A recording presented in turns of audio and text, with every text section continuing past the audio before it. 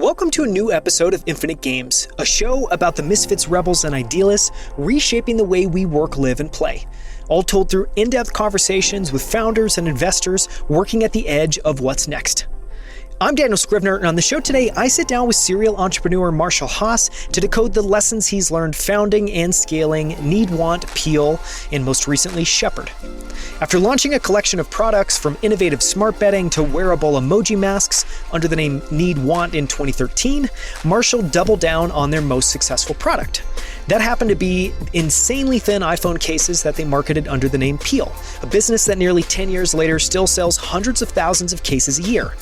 His most recent venture is Shepherd, where he helps companies around the world hire the best emerging talent from the Philippines.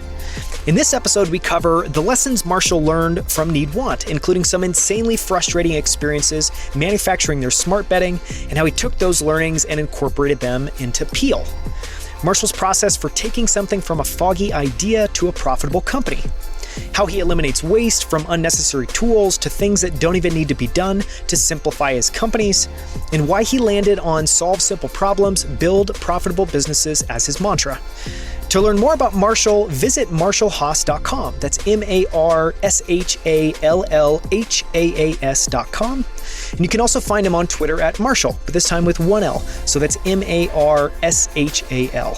For links to everything that we cover, as well as our favorite lessons and takeaways from this episode, visit outlieracademy.com/65 for the full show notes. And now let's jump in with Marshall Haas, founder of Need, Want, Peel, and Shepherd. Marshall, I am really excited to have you on the show today. Thank you so much for making time. Yeah, thanks for having me. So I'm really excited about this. I've followed you for a long time. I've followed your journey from Need, Want to all of the businesses that you have built, and you've just had an incredible journey. And so this fits into a vein of interviews that we do around serial entrepreneurs. So we're going to cover a lot of ground, talk about the companies, talk a little about your process, some of the tools that you use. But just to start, maybe you could share a little bit of the background story leading up to Need, Want, but share a little bit of like your origin story. What got you interested in business and into this mode of life? Yeah, so I'm 31 now. I think I got pretty interested when I was like 16, 17. Got a Apple laptop, and I think when I was 15, had never heard of this company. Start researching it. You learn about Steve Jobs, guys like that. My parents, they had regular jobs. Nobody in my family is a business owner or anything like that. So I didn't even know when I was a kid, like you could do something outside of a job. Fast forward, when I was 17, I had an internship at an architecture firm. I used to want to be an architect. And it was this crazy firm that did like manor homes, like money is no object, like this is the Wayne Manor type thing. Just insane. And that's like a story for another time. But while I was working there, we'd have these clients that would come in. I never got to meet them, but I'm working on their projects. It was like this grunt kid. And you start asking, like, what do these people do? I'd learn like what something would cost. I'm just like, that's not in the vein of anything possible with, I think, what you could make in any job, even a doctor. It's like, oh, this guy owns a giant law firm. This guy owns a utility company. It's pattern matching. And I started to realize that everyone was this business owner. It was just kind of like an initial like, oh, there's this other thing you can do. Yeah, it just opened my eyes. And then I had the interest. And I think just from there was a lot of diving into books, reading a lot of different books, trying to learn about business and marketing and sales and all that. But I would point to that experience as what opened my eyes to just what's possible in a way. Was there any books that you remember reading in those early days that you still think back on or reflect on or reread? I wouldn't say I reread this one, but I feel like a lot of people, their first is Rich Dad, Poor Dad. It's right at that great timing of, again, opens your eyes like, hey, it doesn't have to be this certain way. I skimmed it the other day and was like, okay, this is, looking back, it feels really primitive information, but some of those books are like right time, right place. You're in the right way to receive it. I think the other one, which a lot of people point to as well, I was super early on and it opened my eyes to even more, was the 4-Hour Work Week. I think that came out when I was like 18. So like a year into getting interested in everything. And you're like, oh, these business owners I was just describing are all super old school. They own like law firms and utility companies and all that. And I was like, oh, this like digital thing. You start learning about tech companies and possibility of running something remotely 10 years ago, all that kind of stuff. It just blew my mind back then. I think there's a lot of, I think that book, some flack for the name, but like there's some really good first principle stories for entrepreneurs in there around delegation and removing yourself and designing your machine however you want it to look for yourself. So yeah, I would say 4-Hour Workweek was like a huge early one for me. These days, I love stuff from like Charlie Munger.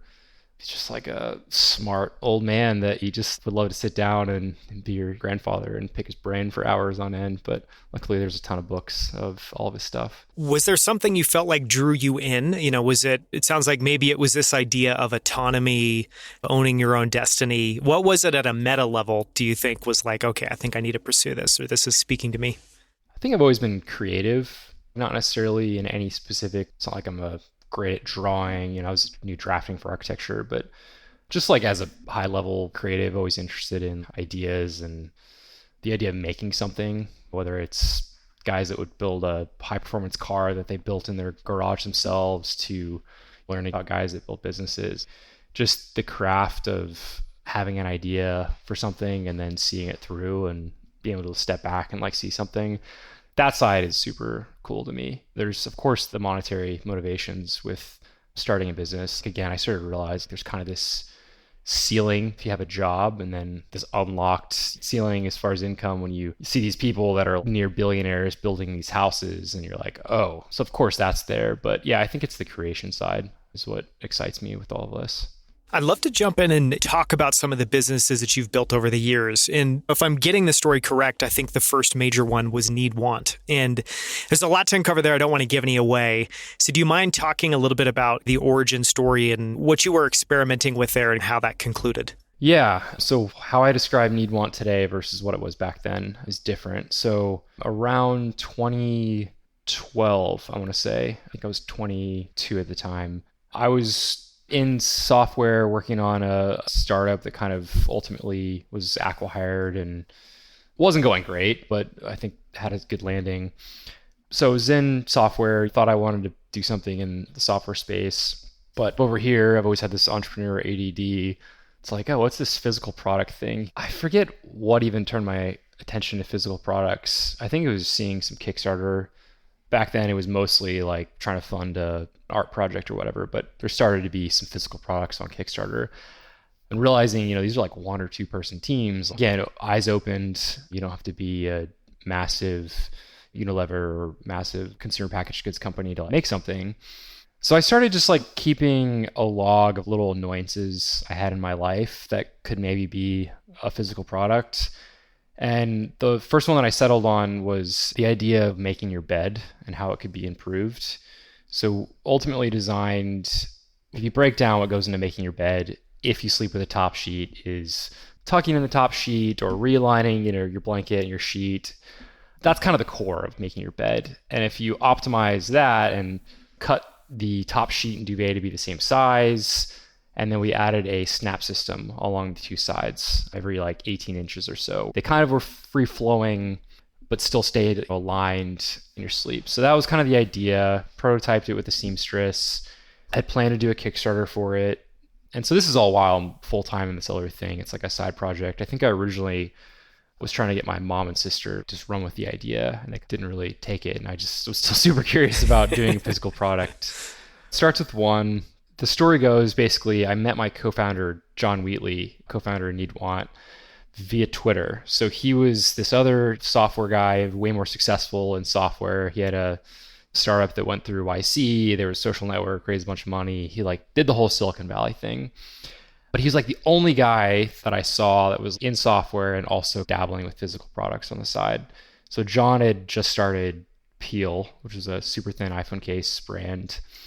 And I was on the verge of getting ready to launch this Kickstarter, reached out, hit it off like right away, had a ton in common, and pitched him on joining me to do the smart betting, that business, and flew out.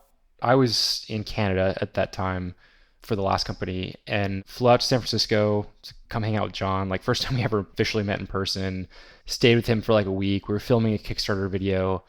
And during that week, we had a list of ideas, all in physical products that we had come up with together. They kind of evolved, but it was like, man, there's a lot here. Maybe we should do a ton of stuff, do these all together and maybe slap a name on it and make it this studio in a way, or just like give a name to all these projects we do together. So that's where NeedWant came in. So John had the domain, needwant.com, and thought that was perfect for something just kind of wide and broad. And it's like, hey, we've got this list of ideas. Let's start attacking them one by one. And yeah, that was kind of the genesis of the company.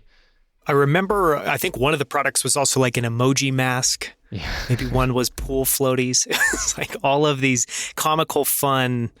None of them were really, maybe the bedding was the most serious purchase, but I just remember it felt like a really fun, interesting experiment to see what would take off and maybe what wouldn't. Yeah, we did.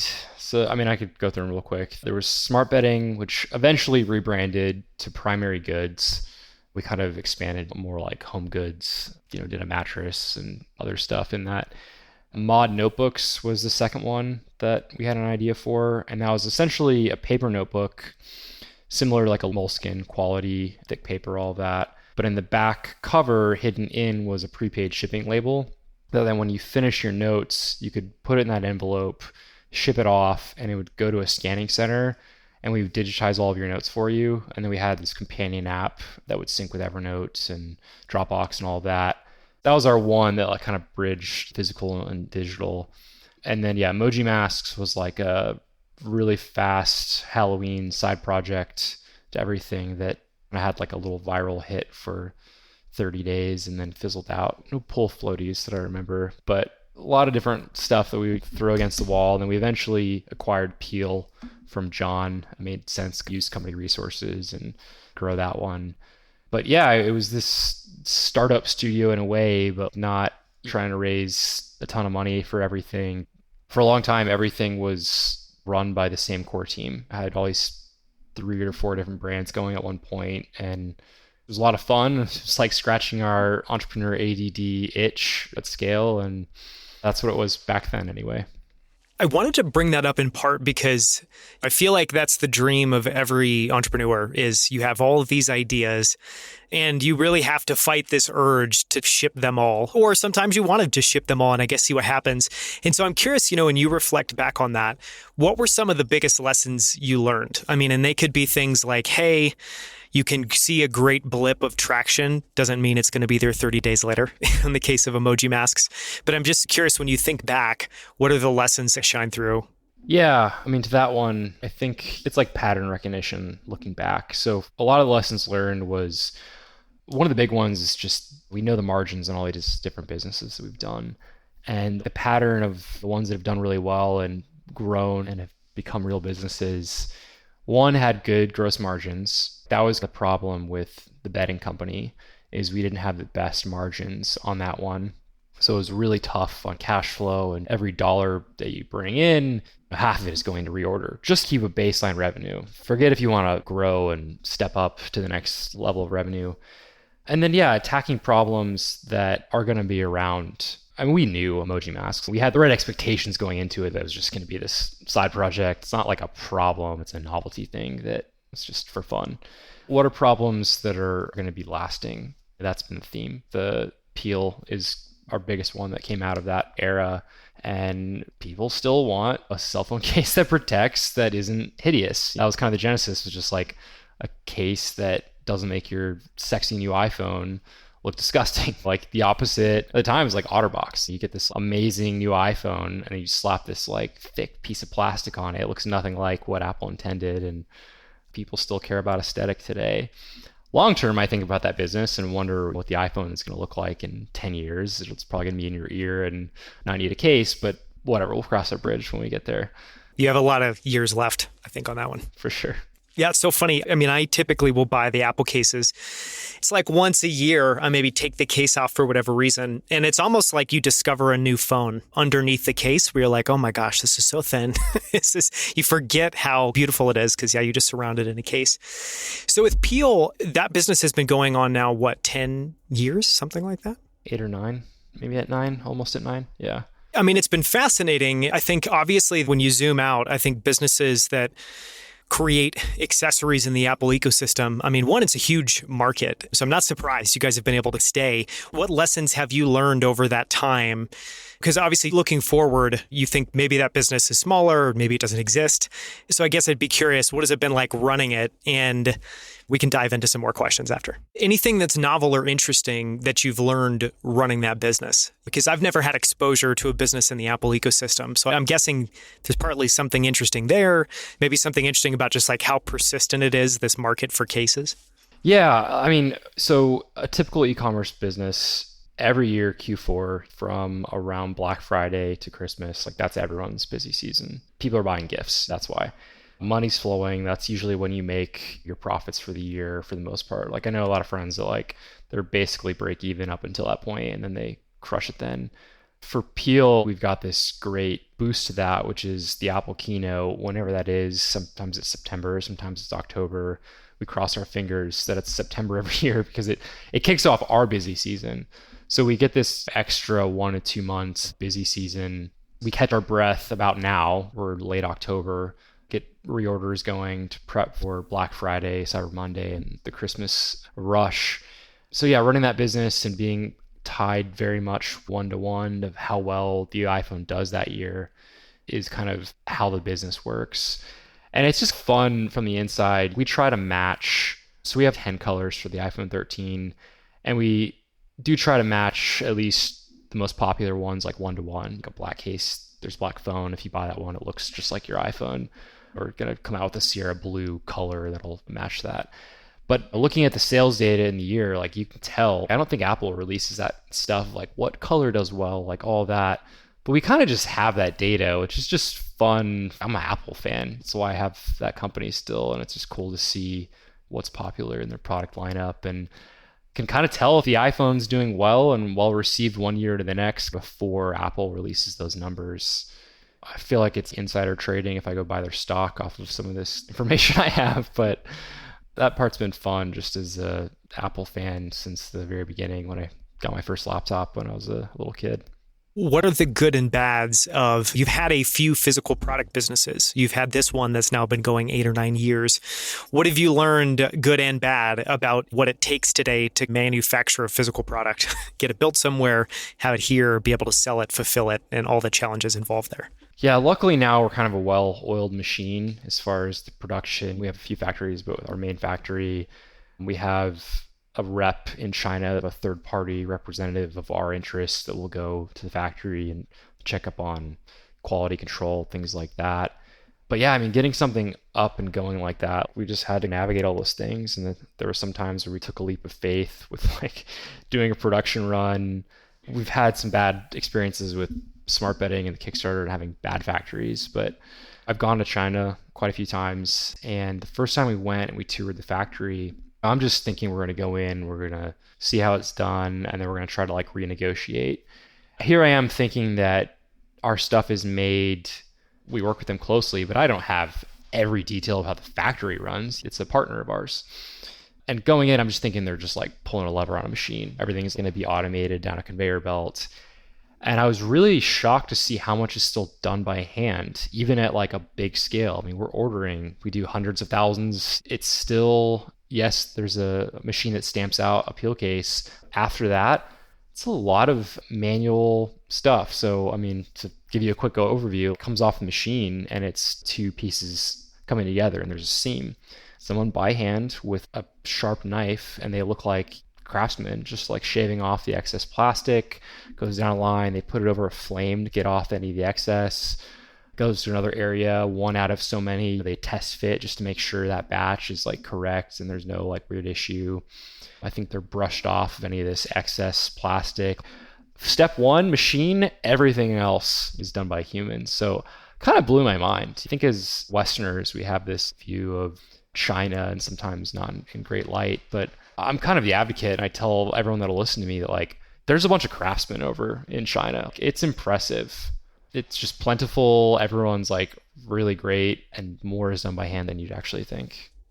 It's fascinating. Has that just the experience of being involved in hardware businesses? The other businesses you have are, we're going to talk about Shepherd in a second and of Haas, the one that you're in the process of booting up now.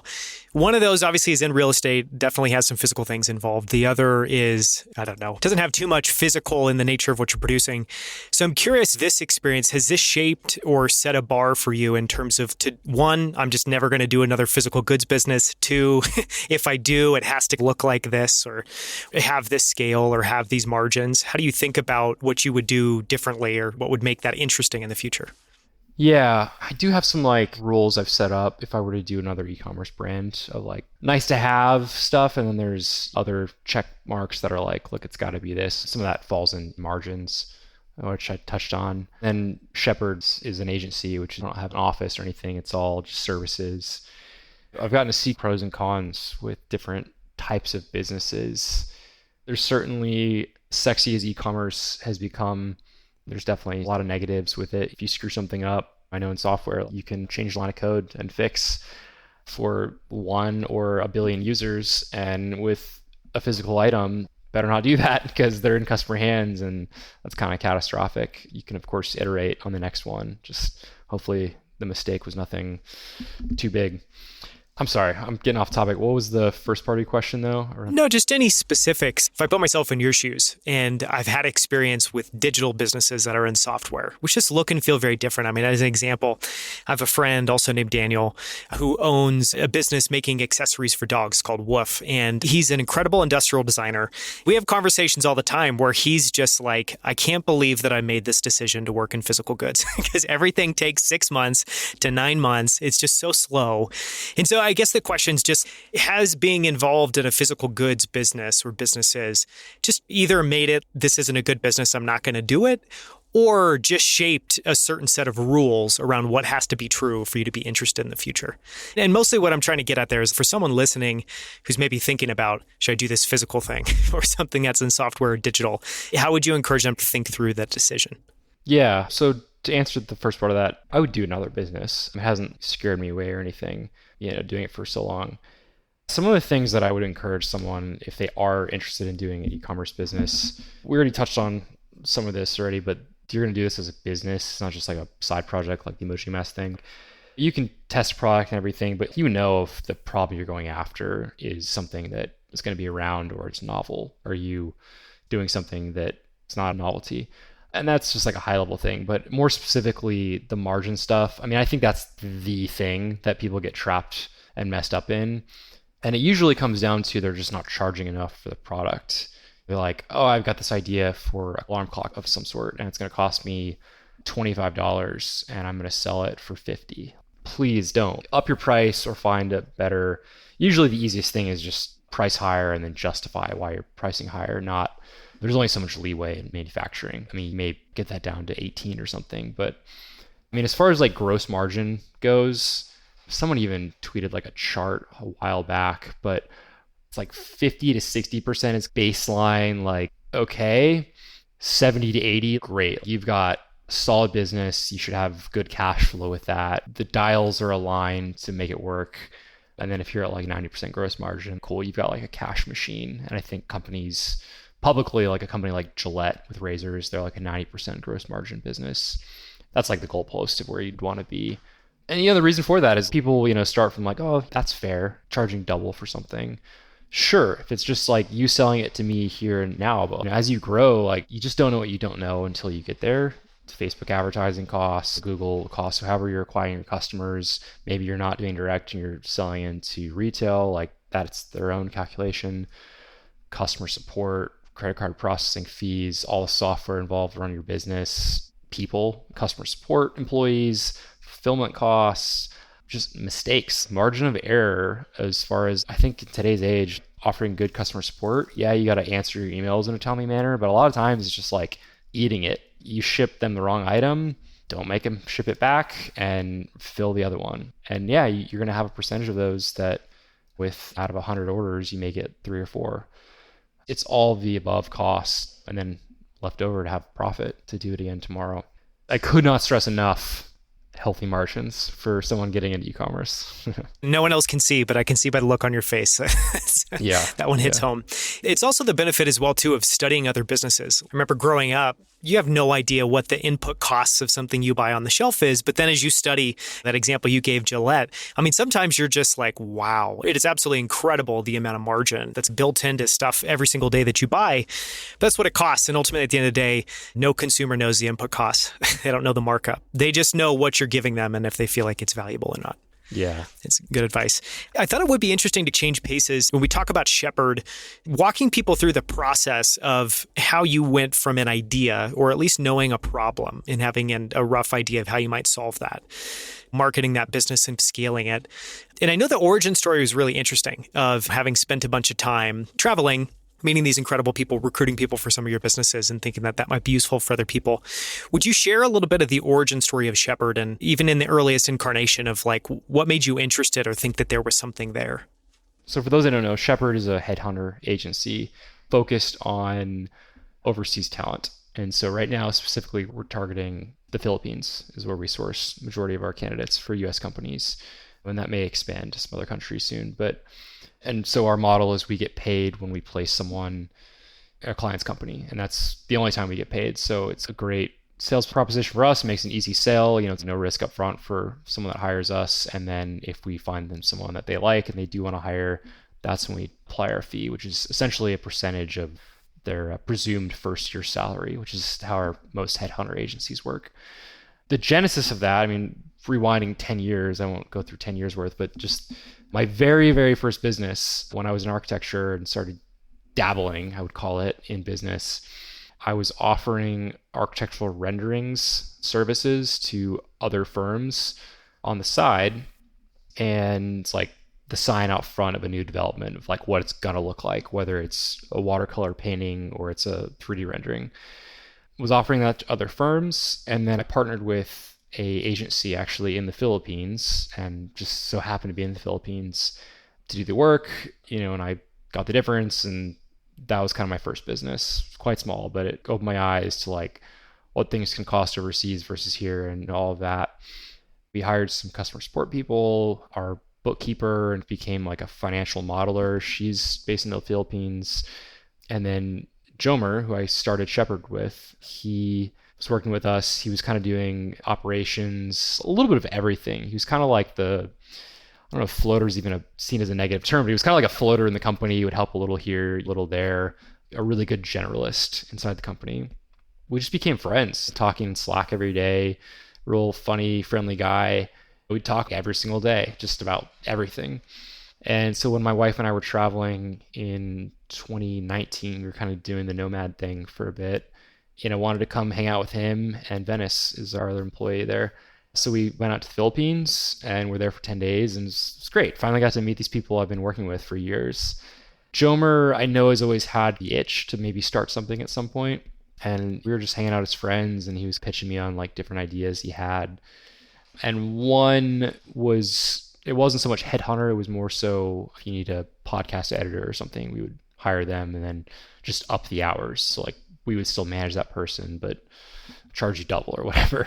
That was kind of the genesis. And honestly, I would say from experience of running other businesses, we ran with that idea and tweaked it to be the model that it is today, where we do the work up front and then we hand off that relationship. They join your team. It's great for both sides. We don't have to then manage that person. I know the problems that come with that. So Jomer and I decided to do that together, figured out what it would look like, a rough business model, maybe getting a little ahead before really figuring it out. I had a friend that was interested in possibly hiring a customer support team overseas, and they asked me some questions. And this conversation and this figuring out with Jomer, this is over the span of a couple months. This isn't the week I was in the Philippines, right? I mean, to me, that's how ideas, they like noodle around and ruminate and modify them and stuff. But yeah, I had this friend and they wanted to hire a team overseas, and basically told me I'd help them out. We did one hire for them, saw like how that would work for us. How much time would this take? Trying to figure out like what could we charge for something like this? Basically just first customer test run thing, seeing what our costs and time would be like on it. And so we did that. And then it was like, okay, I think this could work. Figured out a pricing model, built out the website as you see it today. Just kind of did a one-pager. Supportshepherd.com is basically what we launched with. We've added a few more testimonials since we've launched, but the homepage was what it was. Same headline, same all that. And I just think when we launched, basically tweeted it out and then emailed a bunch of small business owner acquaintances and friends of mine, thought they could utilize it. And that was kind of the launch of the company. And I think the pitch has really resonated with a lot of people. It's hard to find great people, even in the States right now. Like I've got friends that need an in-person hire and they just can't find someone. So I think the stars align as far as the state of the world right now. And with remote work taking off, yeah, it's been really fun. It's for like 18 to 20 months into the thing, but it's growing like a weed. It's been really awesome. I'm excited about that one. It's been incredible to see that scale. And just for anyone listening, just to share, when I was the CEO at Flow, we hired onto our support team from Shepherd and just had an incredible experience. And some of the things I think that I learned is, I feel like with the push to decentralization, the goal there in my mind is that talent is now global and you shouldn't have any preconceptions around, I don't know, hiring someone in this country versus that country. And you're truly just looking for someone incredible. And you have those base criteria. But I think even today, there's currency arbitrage. You may get your revenue in US dollars. You may pay out expenses in Canadian dollars or something else that already exists. And this feels like another interesting opportunity to, one, just truly hire the best people and then be able to compete around the world to find the best talent for the best price. Is that how you think about it? And when someone comes to you and is like, help me understand this, what's the pitch or the background that you share there? I think you nailed it. People are people, whether they're Filipino or Eastern European, wherever they are, Canadian, American, whatever, people are people. If the talent's there, they're happy to work for you. And I think what a lot of people have found out once they've hired first hires outside of their home country is like, we can have the same water cooler conversations in Slack or whatever. Like a lot of times you're watching the same TV shows, you're seeing the same movies. We're in a global world now. And so I think that cultural hesitation quickly goes away. Sure, we got a ton of flack from people that just like thought they took our jobs kind of stuff. And for those people, it's like, sure, totally say it. It's like, yeah, that's why people are hiring overseas. There's some arbitrage there. But there's also the side of like, you want to open yourself up to a world of talent, not who can you hire in your city. In tech, we've all gotten comfortable with this idea of, well, of course, you're not going to just look in San Francisco. You're going to now look in the States. This is just the next phase of that. You're going to look in Europe. You're going to look in Asia. You're going to look everywhere. And then for the talent side, I think the same exists for you as well. The ultimate luxury today is to have a remote position. Whether you're a business owner or you have a job, is to have something that's remote. Opens up a world of possibilities. One of just like being with your kids outside the door of my office, not having an hour commute, all of that. But it's the world of opportunity as well. It's like you can work for a tech company you look up to that's based in Silicon Valley and live in Boise, Idaho, or live in Asia or wherever it is. That's awesome to me. And I think not enough people talk about that side of it as well. I think everyone's like, oh, it's scary. We're all going to get squeezed on salaries. But it's like, look, I mean, as much as the opportunity is there to play with the arbitrage side of salaries, it's to open it up to a world of new opportunities for those that are job seekers. So that's my opinion anyway on how this all works. Yeah. No, I think that's spot on. I mean, it's very similar to how I feel. It makes me think back to earlier on in the conversation, you talked about 4-hour work week and this notion of working on your machine, which is something for people listening that are familiar with Ray Dalio. In Principles, he talks about a business as a machine. You want to look down on it. You want to approach it that way. I guess I'm curious, to explore that for a second and take something like Shepherd. You have this initial phase where you're coming up with the idea, you're solidifying the idea, you launch it. Once you see that something sticks and you're like, okay, there's something here, what starts turning in your mind in terms of how to think about that and scale it or tighten it up? I mean, do you focus on discipline? Do you focus on process? Is it structure? What are some of the things you think about there? Yeah, I can give some recent examples of what I would categorize as like tweaking the machine. Specifically with Shepherd, it's the most fresh for me. So when we launch, like I mentioned, the pricing models, you don't really pay until the end. So easy sell, but also means you can get a ton of people who are like, yep, sounds great, sign me up, start doing a ton of work, and then they're like, end up being tire kickers. So I had a lot of that initially. And the fix for that was charging a $500 project deposit. It's still fully refundable. It's just that skin in the game, get out your credit card, you're serious. Still the same sales pitch applies, just like there's a little bit of friction where it's like, okay, weeded out the tire kickers. That solved a lot of time consuming, zero profit type customers or potential customers. And then it was like things around billing as well. Again, like, okay, we found someone great. They want to hire them. Basically, the invoice is due upon like the hiring. It's like, we want to commit to this person, whether they're starting next week, like invoice is due. It's like every agency, I'm sure, runs into this. This is my first agency type that I've run into, and I've talked to others and like, oh yeah, billing is like the worst. You have someone full time basically chasing people. And I realized, well, with that project deposit, we can automate it all via the contract signing.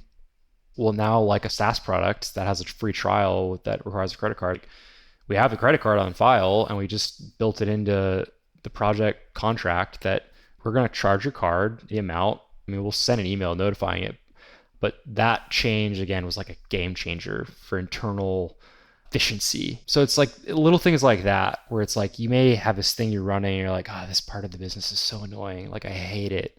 You can problem solve. And a lot of times you can find solutions that remove the issue or make it faster, or whatever. Like I love that side of business. The day-to-day running of businesses, I think I'm decent at, but it's not like my favorite thing. I love like the parachute in, let's see a lay of the land. Like this looks a little rusty over here. Maybe we could optimize that. It's my favorite part. That's kind of how I think about the quote unquote machine side of it. So last piece I'd love to explore is of Haas, which I know is this new concept you have. I think you're building 2 cabins in Texas, which is super fun and is really different than what you've done previously. What was the genesis there? Maybe it was some of that love of architecture was some of the genesis of that project. Yeah, that's one where I know that I could probably have a better return on investment somewhere else, most likely. But it's a good matrix for me and my wife, who's an interior designer, of pretty good return, or what I expected to return, plus interest, and it's going to be a benefit for us. I mean, we're going to use it part-time for ourselves, of course. Yeah, I mean, that business is basically, I started going to this area. It's actually in Oklahoma. I live in Texas, but there's this area about 3 hours away called Broken Bow. And growing up in Texas, I thought everything was flat here for the next like 8 hours, and found this area 3 years ago that has super tall pine trees. You feel like, honestly, parts of it feels similar to like British Columbia, which is where you're based, right? No, Boulder, but very similar. Tons of trees everywhere. Yeah, tree town. Yeah. Which again, like to me, it was just mind blowing being 3 hours away from that. We would go up there often, started looking into cabins, what it costs to build one up there, what people can charge per night. And when we started seeing what we're paying, it's like, like back of the napkin, I think this could actually be pretty good. About 5 years ago, bought the building that our office used to be in. It's like a boutique downtown building in St. Louis where we used to be based. And there's 14 residential units in there and I think 9 offices. And so we turned the 14 into boutique hotel, we're on Airbnb, Vrbo, all those. I saw what that business model looks like of doing the short-term rental thing at scale. So it's a little bit different for us where it's one big cabin, not consolidated bunch of stuff on the same property or anything. But that's one where something later in my career where we have the capital to do something. It's a pet project. If I was like an investor in the business of Marshall Haas, I'd be like, hey, this is not the best ROI, but it's my business, so I get to do what I want there. So definitely a fun thing that I have this bad habit of turning hobbies into businesses, and that's exactly what happened there. Which isn't a bad thing. I mean, it seems like it takes advantage of your background, both in architecture as well as business. Obviously, you get to work on a project with your wife, which is an amazing opportunity. Where are you at with that now? Any idea of when that's expected to launch open? So we're under construction on the first cabin. Super slow with COVID and everything. Just getting ground broken felt like a giant hurdle, and we're waiting for framing to start probably next week. So we're probably 6 months away from completion on the first one. back working in the physical world. Yeah. Yeah. And all the limitations that come with it. Exactly. Especially with buildings. So I thought it would be fun to close out by just reflecting a little bit on something that you brought up earlier. I know you're a massive fan of Berkshire Hathaway, Warren Buffett, Charlie Munger, but I know you have a sweet spot for Charlie Munger. What do you think you've taken away from that has shaped how you think about business or has even shaped how you run your businesses? Yeah, you see guys like that and you think to run this massive, create $1 billion of value. These guys are super wise. But what I've realized is there's core, really simple principles that are like, everyone already knows these things. Sell something for more than you make it for. Core principles still apply. And to just not overcomplicate things, I think is like the biggest thing. Like one of my favorite things is looking at a business and it's just like, look, these are all these things that you do that don't matter. You can test that like it doesn't matter. There's all this inefficiency in the smallest of businesses to the biggest ones. And there's just like, to me, that just points to make $1 is fairly simple. We just add all this crap along and it has to look this way and all these different things.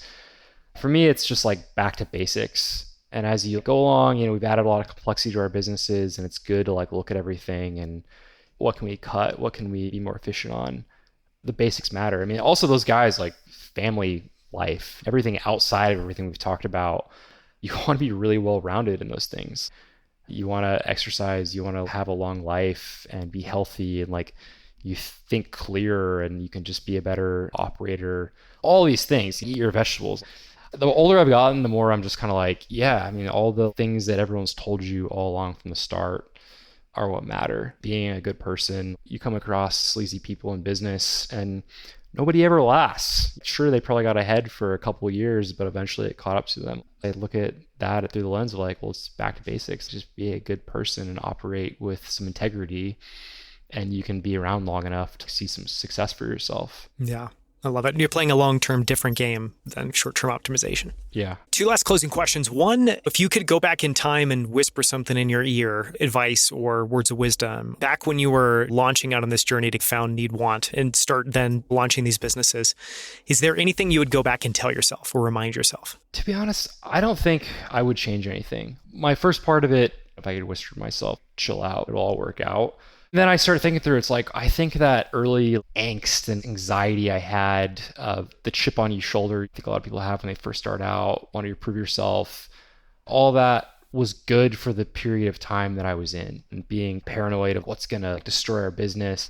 I think that was probably the right mindset for the place we were at in my career. And I didn't know what I didn't know. And so I was just frazzled.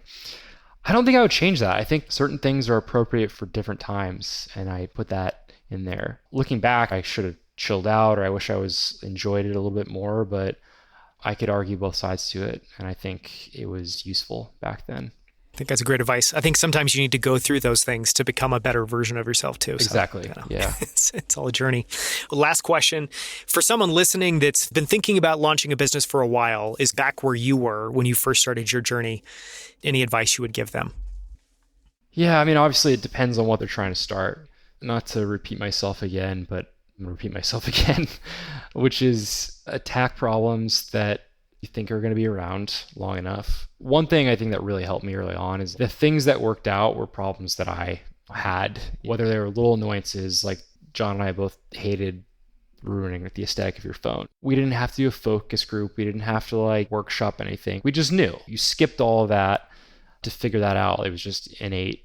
Go after things that are close to you. I think it's great to be part of growing markets and everything, but if you can find that and do something that you're close to, that you have your own problem and can solve for it, I think that's important. Yeah, I think it's great advice. It reminds me of something you said when we were getting ready to record, which is solve simple problems, build profitable businesses, which I liked. For anyone that wants to find you online, follow you on Twitter, where can people go to find you and follow you? I'm probably most active on Twitter out of everything. So my handle is just Marshall, Marshal. Only one L on Twitter. My real name is spelled with 2, but that's what I could get, so I took it. And then you can find all of our businesses at needwant.com, just needwant.com. And then I do a bit of writing, blogging every few months or maybe once a year these days. But all that, I've probably got 30 plus blog posts on there now, just at my full name, marshallhaas.com. Yeah, and there's some great stuff there. Well, thank you so much for the time, Marshall. I really appreciate it. It's been awesome to chat with you. Cool. Thanks, man. Thank you so much for listening. You can find links to everything that we covered, along with the show notes and transcript for this episode at outlieracademy.com/65. For more from Marshall, listen to his 20-minute playbook interview in episode 66. There we dive into everything from Marshall's favorite habits, tools, and books to his favorite failure, all in less than 20 minutes. Finally, visit outlieracademy.com to explore more incredible interviews with the founders of Rally, Titan, Superhuman, and Primal Kitchen, as well as New York Times bestselling authors and many of the world's smartest investors. From our entire team at Outlier Academy, we hope you enjoyed the show. I hope to see you right here next week on Infinite Games.